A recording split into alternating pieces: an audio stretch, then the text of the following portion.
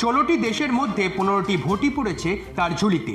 বিনা প্রতিদ্বন্দ্বিতায় সকলের সমর্থন পেয়ে আইসিসি চেয়ারম্যান নির্বাচিত হয়েছেন জয় শাহ। গত মঙ্গলবার ছিল আইসিসি চেয়ারম্যান পদে মনোনয়ন জমা দেওয়ার শেষ দিন। নির্দিষ্ট সময়সীমার মধ্যে আর কোনো প্রার্থী মনোনয়ন দেননি, ফলে বিনা প্রতিদ্বন্দ্বিতায় চেয়ারম্যান নির্বাচিত হন জয় শাহ। তবে অন্য কোনো মনোনয়ন না থাকলেও চেয়ারম্যান পদে জয় শাহর নামে সমর্থন জানান আইসিসির 15টি সদস্য দেশের প্রতিনিধি। ইতিহাসের কনিষ্ঠতম হিসেবে আইসিসি চেয়ারম্যান পদে বসছেন কেন্দ্রীয় স্বরাষ্ট্রমন্ত্রী অমিত শাহের পুত্র। আগামী 1 ডিসেম্বর থেকে দায়িত্ব নেবেন তিনি। তবে জয় শাহকে চেয়ারম্যান পদে সমর্থন করেনি পাকিস্তান।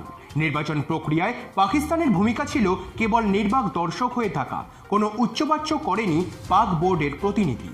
যদিও পাকিস্তানের সমর্থন জয় শাহের প্রয়োজন ছিল না, কারণ অন্যান্য সদস্য দেশগুলো একমত হয়েই চেয়ারম্যান নির্বাচিত করেছে। আইসিসির তরফে ধরে নেওয়া হয়েছে, যেহেতু পাকিস্তানের তরফে কোনো বিরোধিতা হয়নি, তাই জয় শাহকে চেয়ারম্যান নির্বাচন করতে তাদের কোনো আপত্তি নেই। যদি বিসিসিআইতে জয় শাহর নেতৃত্বের দিকে লক্ষ্য করা যায়, সেটা এক কথায় অনবদ্য। মহিলাদের প্রিমিয়ার লিগ থেকে ওয়ানডে বিশ্বকাপ সমস্ত ইভেন্টই সফলভাবে আয়োজন করেছেন। সব মিলিয়ে আগামী দিনের নেতা হিসেবে জয় শাহকে পেয়ে খুশি আইসিসির অধিকাংশ। আপনারা দেখছেন সংবাদ শিরোনাম।